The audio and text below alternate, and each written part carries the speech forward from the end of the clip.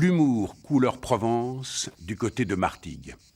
Les Martégots se plaignent à Saint-Pierre qu'il n'y a plus d'imbéciles à Martigues, plus de couillons à Martigues. Alors que ça ne peut pas durer cette situation, parce que chacun sait qu'avant, la ville en était pleine.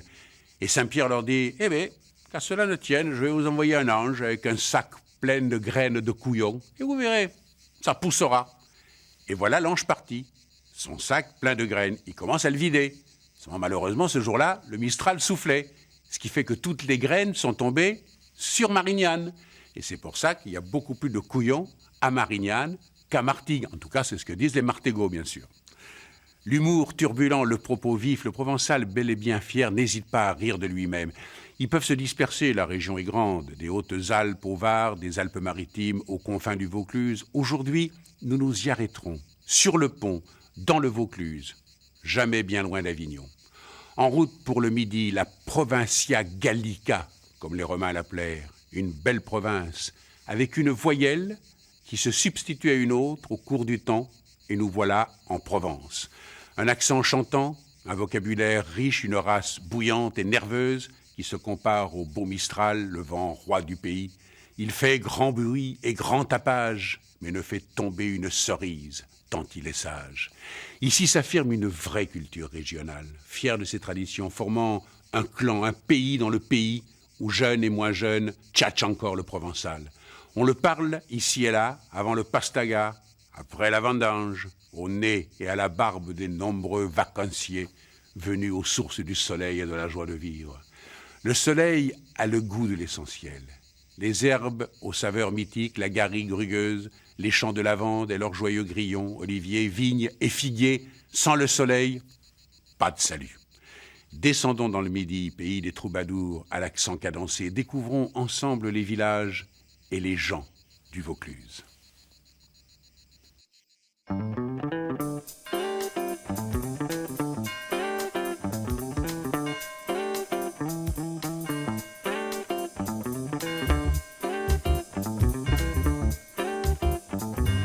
Le Vaucluse, entre la Drôme et les Bouches-du-Rhône, est un lieu magique de la Provence. Avant d'obtenir son statut de département en 1793, le Vaucluse a été le théâtre d'une histoire mouvementée. Une histoire que l'on découvre au fil des pierres. Avec ses cigales et sa lumière, son pastis et ses marchés, ce pays ballotte les visiteurs dans sa convivialité. Quand le Vaucluse dévoile ses charmes, les siècles se mêlent au paysage et les habitants se font volontiers l'écho de ce petit goût de paradis. Gordes est un village dont l'authenticité n'est pas dénaturée par son succès. Parmi ses habitants, la famille Perron. Ils sont apiculteurs depuis 4 générations. Régine, elle, est une agricultrice très proche de la nature qui chérit son pays. Plus au sud, Cucuron. Ce village célèbre à sa manière la Sainte Tulle en lui offrant un arbre. On l'appelle l'arbre de mai, une fête votive plutôt physique.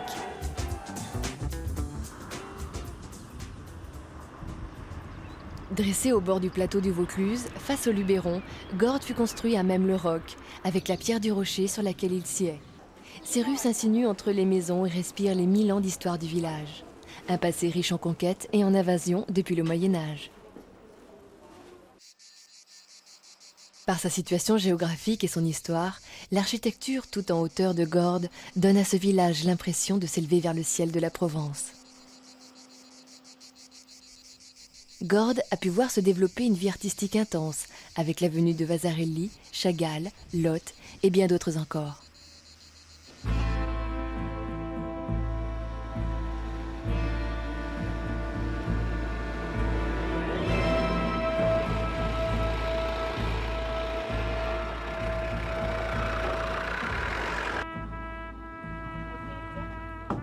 Dans l'édition, elle est couverte.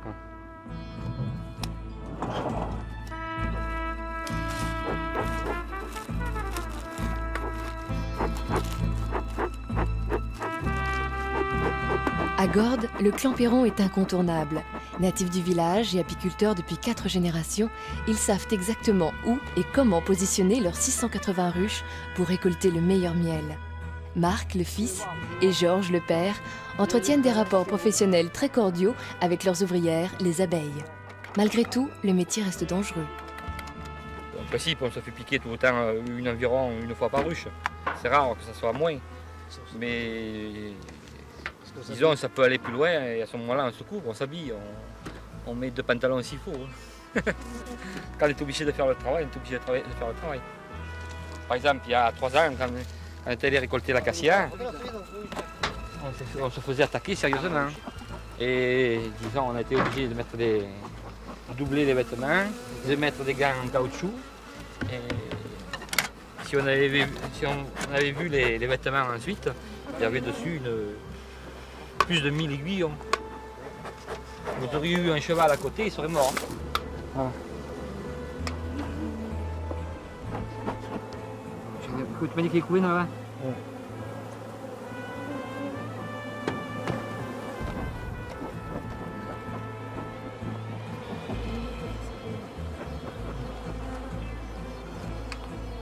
Ouais, il est celui-là.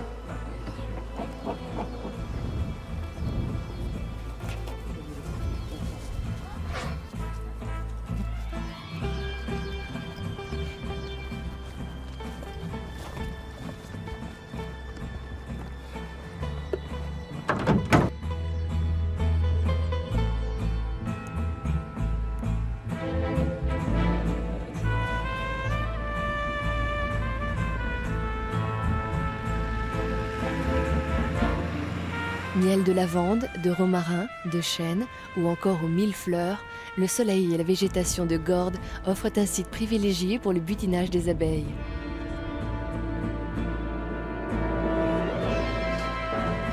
La production annuelle de la famille Perron est l'une des plus importantes de la région, avec 16 000 pots chaque année, ce qui correspond à une production d'une quinzaine de tonnes, sans compter la fabrication du nougat et le vin de miel.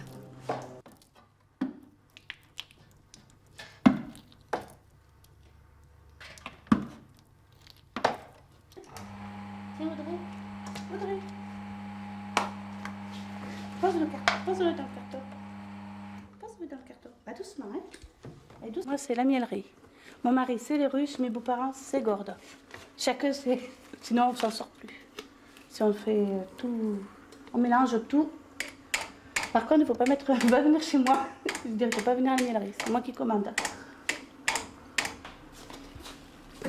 Oh, qu'est-ce que ça fait, maman? Mange pas. Hein? Sourire, bébé. Doucement, hein? C'est bien, bravo. La famille Perron a posé son premier essaim en 1897. Depuis, les moyens ont évolué, mais l'esprit est resté le même. Si le fils s'occupe des ruches, la belle-fille dirige la mielerie et les parents Perron, eux, c'est la boutique. C'est ici principalement que la production familiale se vend. Ça, il n'y en a pas un qui est plus heureux que moi. Je suis bien partout. Moi, jusqu'à maintenant, partout, n'importe où, c'est bon. N'importe où, je suis bien. Les ruches, c'est un peu pénible, l'avenir, je m'en fous.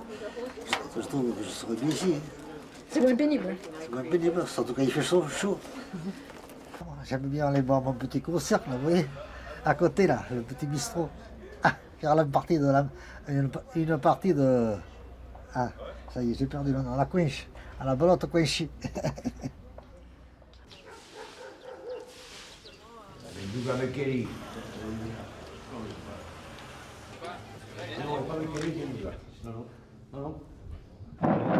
n'y a pas. Aqui. Pas mal. Aí vem. Só vem, agora. E coisa que te diga. Pode jogar da cor. Ah, il y en a, mais. Des picanha. Les cures, Et coupé. on a passé son Vardy 80. 24, 26. Lui, c'est l'homme qui a Gordes le plus intelligent. Ouais. Ouais. Parce que regardez, de partout là chez lui, là. Miel de lavande, miel de tilleul, miel d'amande, miel de romarin, miel de la lavande. Eh bien, il faut les élever, les abeilles, pour aller manger rien que de la lavande, ou rien que du tilleul, ou rien que de l'amande. Il faut les élever pour ça.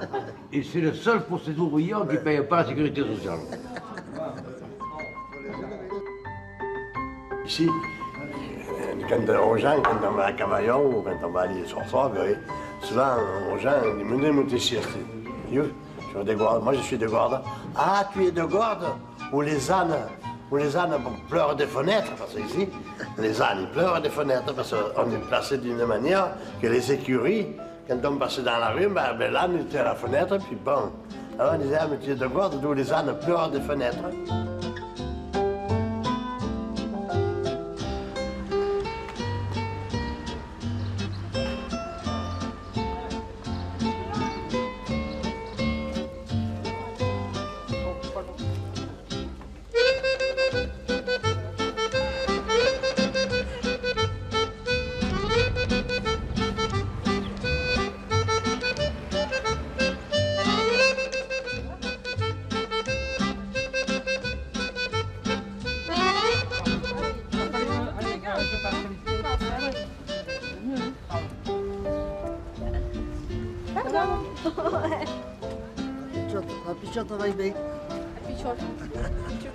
Lucienne, c'est exceptionnel, qu'il pleuve, qu'il neige, qu'il vente, elle est toujours là.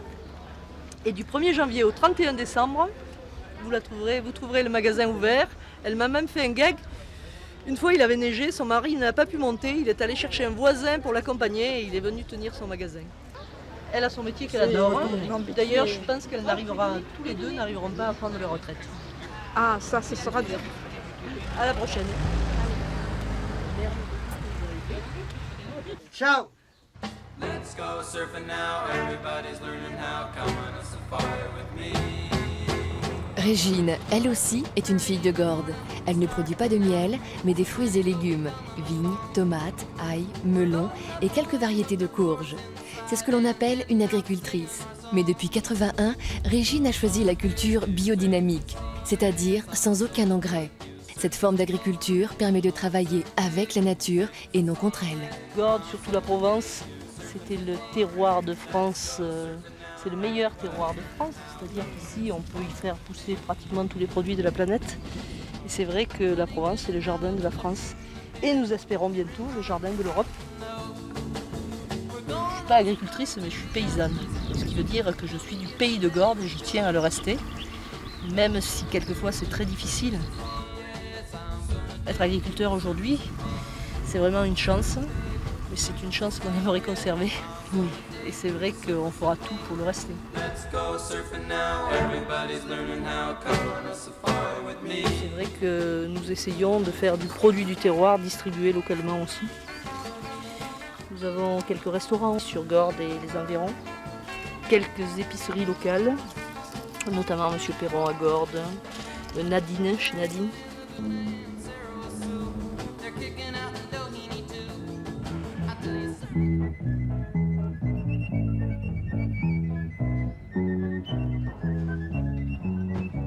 Lousteau de Nadine est la plus authentique épicerie de Gordes. Son étalage aux couleurs éclatantes sent bon la Provence. Nadine vient de Paris. Elle est gordienne d'adoption depuis une vingtaine d'années. Et sans aucun doute, elle le restera.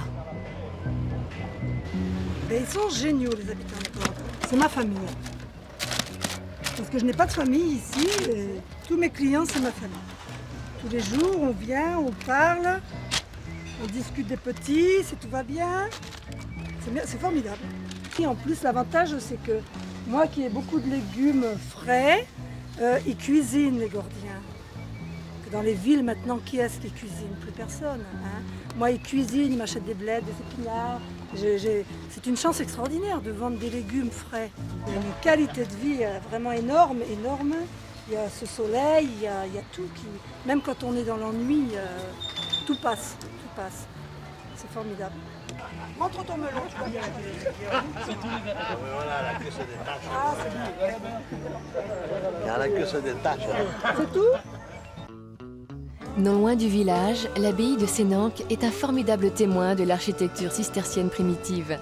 Fondée en 1148, elle est aujourd'hui habitée par une communauté de moines.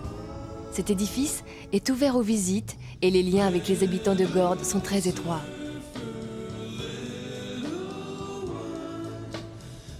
Ce qui est sûr, c'est qu'aujourd'hui, l'abbaye est très liée à Gordes. C'est un village qui est vivant. C'est-à-dire que les gens qui sont là vivent. C'est pas un musée, c'est pas une cité dortoir, c'est un village où on est visiblement heureux de vivre. Je crois que les liens avec Gordes sont des liens tout simples de vie. On n'a pas besoin de se faire de grands discours, mais je crois que ce sont des liens vrais et d'amitié dans les deux sens. Ce qui se vit dans un monastère rayonne moi je crois dans le monde entier. Alors soyons modestes déjà sur la région, hein, mais je crois que ça a de l'impact effectivement sur la région. Et les gens qui sont là, eh bien ils en profitent et tant mieux pour eux. Hein. Il bon, il est là, peu bon. En plus, il est frais.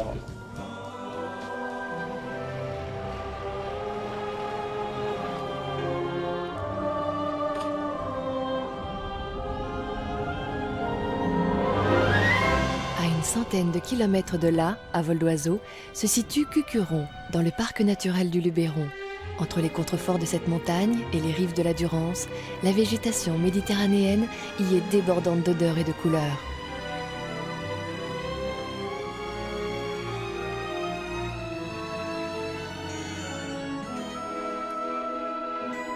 Cucuron, c'est aussi une terre d'histoire et de tradition.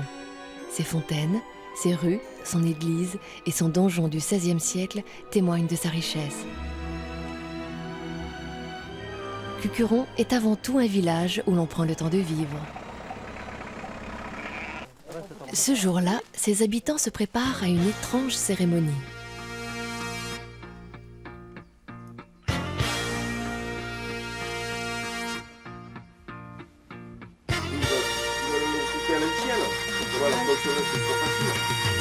She complicated, left me and you to ride.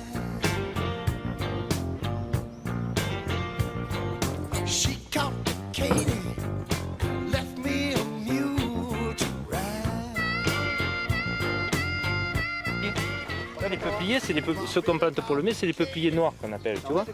C'est ceux qui montent bien haut et qui sont bien resserrés. Il y a le plumet qu'on appelle, c'est-à-dire tout le bouquet de feuilles qui est au sommet là-haut. Il est bien resserré et ça c'est le peuplier noir.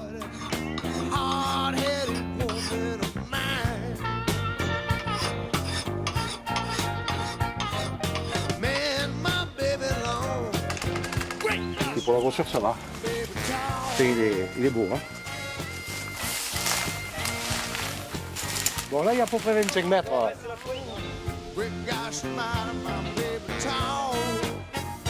Pendant que les uns repèrent l'arbre, affûtent la hache ou encore huilent les rouages d'un mécanisme mystérieux, d'autres revêtent leurs plus beaux habits. Les gestes sont différents, mais les cœurs sont unis pour le même rendez-vous de l'année, le mai de la Sainte-Tulle.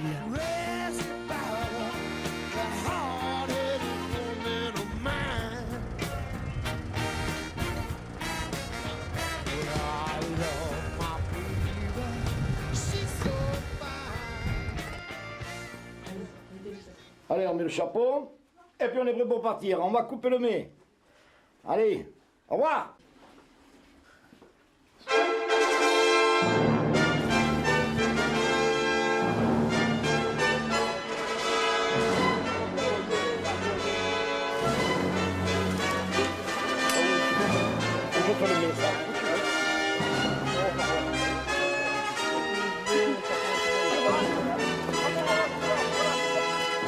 Elle est faite.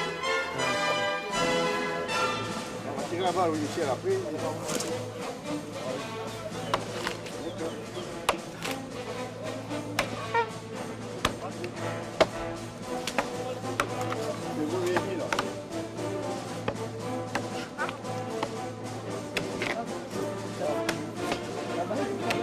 Je suis avec un vieux bûcheron comme celui-là, je ne peux pas la toucher la tronçonneuse. Oh, tu sais que ton eau de vie elle est forte. Hein.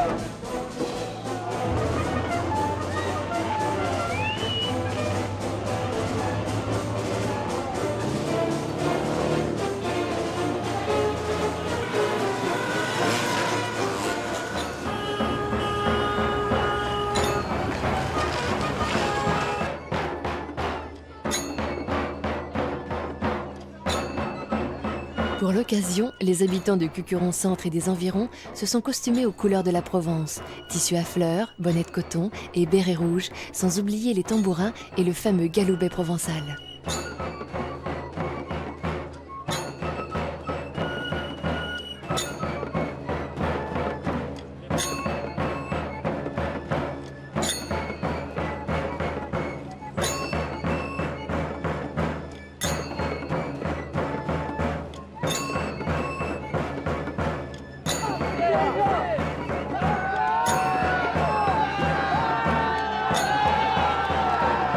Transporter à dos d'homme un peuplier de plus d'1 tonne n'est pas chose facile, même lorsque tout le monde y met de la bonne volonté. En tout, une 50aine de vaillants villageois ont répondu présents à l'appel de l'arbre de mai. Les premiers kilomètres pour rejoindre les portes du village sont donc parcourus à dos de camion. Le plus difficile reste à faire, acheminer la piboule, c'est le nom provençal du peuplier, jusqu'à la place de l'église.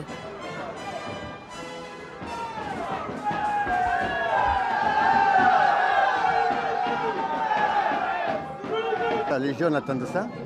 C'est une fête qui nous réunit. Pour nous, c'est important. C'est toujours comme aujourd'hui, un hommage à Sainte-Tulle. Et là, les jeunes, ils profitent de faire la fête, de s'amuser, de boire un verre de vin de trop, quoi. Et je vous dis, moi, ça fait plus de 30 ans que je vis. J'ai dû manquer une fois dans ma vie, 2 fois.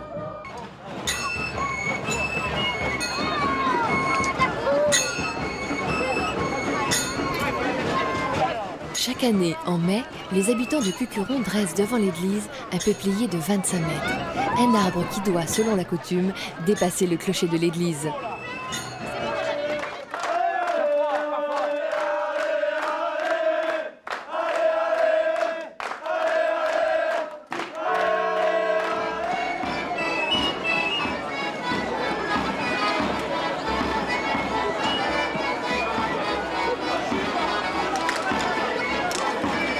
Cette fête traditionnelle est un témoignage de reconnaissance à Sainte-Tulle. Elle fit, dit-on, cesser la terrible peste de 1720. Cucuron est le dernier village de France où l'on célèbre avec authenticité cette tradition autrefois répandue. La première mention du mai de Cucuron dans les archives communales, c'est 1599. Avec l'épisode de la Révolution française, en 1789, l'arbre de mai se transformera en arbre de la liberté, anticléricalisme oblige. Ensuite, c'est d'ailleurs à cette époque qu'on a mis l'enseigne de jeunesse à Califourchon tenant le drapeau de la République. On trouvera cette procession jusqu'à la Première Guerre mondiale, puis entre les 2 guerres, disparition totale, et cette fête réapparaîtra en 1941 et sans discontinuer jusqu'à aujourd'hui.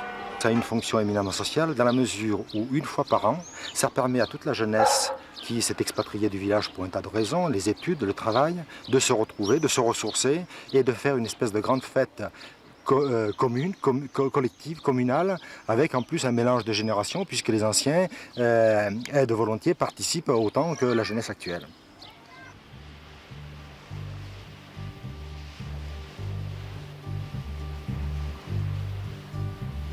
Sitting in the morning sun, I'll be sitting when the evening comes, watching the ships roll in, and then I'll watch them roll away again. Yeah, I'm sitting on the dock of the bay, watching the tide roll away. Ooh, I'm just sitting on the dock of the bay, wasting time. I left my home